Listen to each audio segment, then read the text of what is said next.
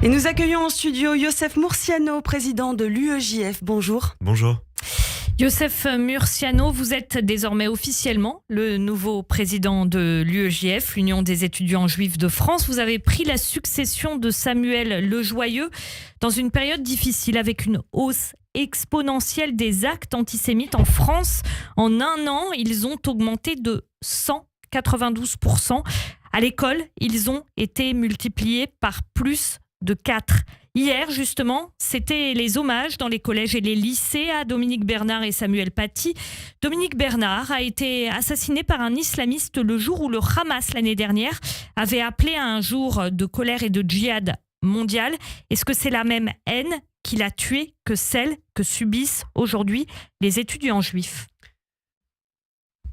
Alors, c'est la même haine, en tout cas, qui a tué en 2012 à l'école Ozar Hatorah. Et ça, il faut le rappeler. Il faut rappeler que l'assassinat terroriste d'un professeur en France, ça ne date pas de Samuel Paty, ça date de Ozar Hatorah. Et donc, je tenais à le rappeler à votre antenne. Des assassinats, des attaques terroristes à répétition, souvent cachées derrière une forme de revendication de soutien au peuple palestinien. Et c'est ça qui est terrible, c'est que la violence qu'on voit au Proche-Orient, elle se déploie, elle se transforme et elle arrive en France dans les écoles, dans les collèges et les lycées français. Il y a une importation du conflit, d'après vous, c'est un terme valide, ça ? Ouais, non, importation du conflit, ça veut un peu rien dire. À mon avis, ce qui se passe, c'est que il y a de l'antisémitisme en France.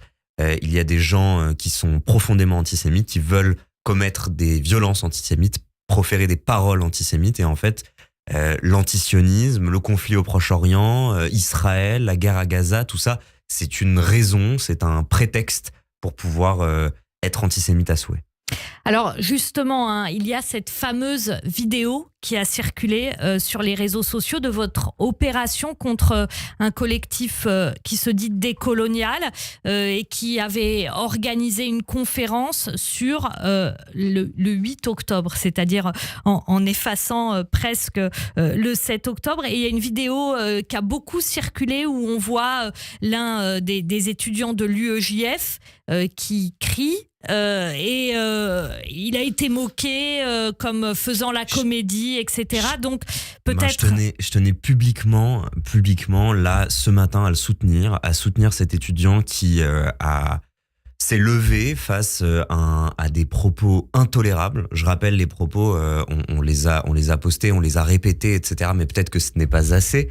Il y avait donc des gens qui étaient rassemblés sous couvert d'un certain prestige intellectuel et qui ont dit tranquillement à une salle pleine que soutenir le peuple palestinien, ce n'était que possible si on soutient la résistance armée palestinienne. C'est-à-dire on soutient le Hamas ? On soutient en tout cas l'annihilation de l'État d'Israël. On soutient le fait que pour libérer la Palestine, il faut tuer des civils israéliens. Et tout ça, c'était insupportable aux oreilles des militants. Ils se sont levés. Des violences, il y a eu vraiment des violences. Une jeune fille qui s'est pris une jeune militante de l'UEJF qui s'est pris un coup au visage. Plusieurs personnes qui ont été saisies au cou, etc. Et il y a en effet un militant à qui j'envoie tout mon soutien qui a eu une crise d'angoisse. Et c'est marrant, enfin, ça veut dire il y a une sorte de brèche dans le récit. Il y a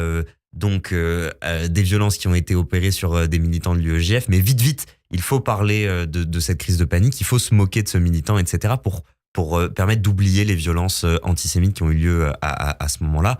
Et voilà, c'est ça qu'on dénonce. Enfin, dans tous les cas, depuis le 7 octobre et avant, on sait que quand on entend que le juif peut être victime, tout de suite, il y a des forces en France et ailleurs qui se mettent en branle pour expliquer que le juif n'est pas une victime, que le juif est une fausse victime, qu'en tout cas, il se victimise.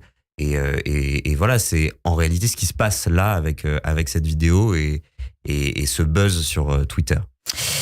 L'antisémitisme se manifeste dans les écoles désormais, collèges et lycées. Ce rajeunissement de l'antisémitisme, est-ce qu'il se manifeste de la même façon chez les plus jeunes que dans les universités, les facs, les grandes écoles ? Alors 2 choses. D'abord, je tenais à saluer le travail formidable qu'est en train d'effectuer la section lycéenne de l'UEJF, l'ULJF, l'Union des lycéens juifs de France, qui renaît depuis le 7 octobre et qui fait un travail exceptionnel en réalité, d'être présent dans les écoles, dans les collèges et les lycées, et de faire en sorte de représenter la voix des lycéens juifs partout en France. Il se trouve qu'ils ont rassemblé un certain nombre de témoignages de témoignages d'actes antisémites qu'ils ont récoltés au fil de leur militantisme. Et oui, ce qu'on peut observer, c'est que c'est exactement la même chose qui se passe dans les lycées et ce qui se passe dans les universités. Il y a une forme de paralysie des formes. De toute façon, on s'attendait pas à quelque chose d'autre. Il y a des gens qui sont des harceleurs d'habitude et qui, en fait, là, profitent du contexte, du conflit israélo-palestinien, etc., pour harceler des juifs. Il y a des antisémites qui se réveillent depuis le 7 octobre et qui s'autorisent la parole et l'acte antisémite avec ce qu'on voit à la télé, etc., et dans une forme de revendication de je peux en réalité être antisémite vu ce qui se passe au Proche-Orient avec des énormes guillemets. Voilà, donc c'est les mêmes mécanismes. Il y a une confusion qui est à l'œuvre et d'ailleurs dont les étudiants juifs et les juifs en France sont victimes. La confusion, c'est de se faire traiter de génocidaire, de soutien au gouvernement d'extrême droite israélien. Il y a ça depuis le 7 octobre. Qu'est-ce que vous avez envie d'en dire ? Comment vous avez envie de réagir à ça, notamment ces accusations de génocidaire qui reviennent souvent ? Alors, il y a l'accusation de génocidaire, mais aussi, dans les universités, on traite les militants de l'UEJF de sionistes, avec des banderoles avant des confs de l'UEJF avec écrit « sioniste hors de nos facs ». Alors, si je peux me permettre de le dire à tous les étudiants qui m'écoutent ce matin, soyez fiers d'être sionistes, déjà.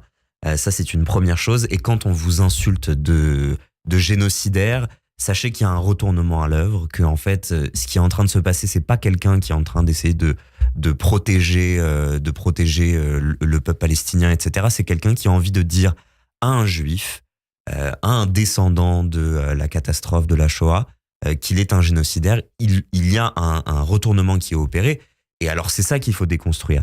Et à tous ceux qui font pas qui ne profèrent pas ce mot-là comme une insulte antisémite, mais qui dénoncent avec une sorte de bonne foi le génocide à Gaza ou un génocide à Gaza, ce que j'ai envie de dire, c'est que en réalité, il y a un espace où on a le droit de dire que ce qui se passe à Gaza est grave, sans pour autant dire que c'est un génocide.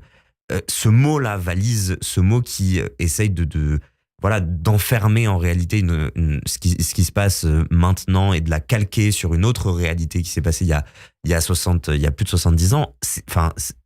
Alors déjà, c'est tordu, on le comprend, etc. Mais surtout, ça n'aide personne en réalité parce que ça ne parle pas de ce qui se passe, ça ne parle pas de la vérité, etc. Et donc, ça détourne du problème. Et je pense que pour le bien de la cause palestinienne, il faudrait qu'il y ait beaucoup plus de gens qui arrivent à dire et à exprimer à quel point ils sont touchés de ce qui se passe à Gaza, de ces morts civiles, etc. De dire que c'est grave et que ça fait de la peine. Parce que oui, on peut être saisi d'empathie pour les victimes civiles palestiniennes sans pour autant basculer dans une accusation de génocide qui empêche toute réflexion en réalité, qui empêche toute discussion. Parce que quand on dit à un étudiant dans les universités, à un étudiant juif, tu es complice de génocide, en réalité, il ne peut que se défendre. Il ne peut que lutter contre cette accusation. Il ne peut pas parler de paix avec la personne qui est en face. Il ne peut pas dialoguer.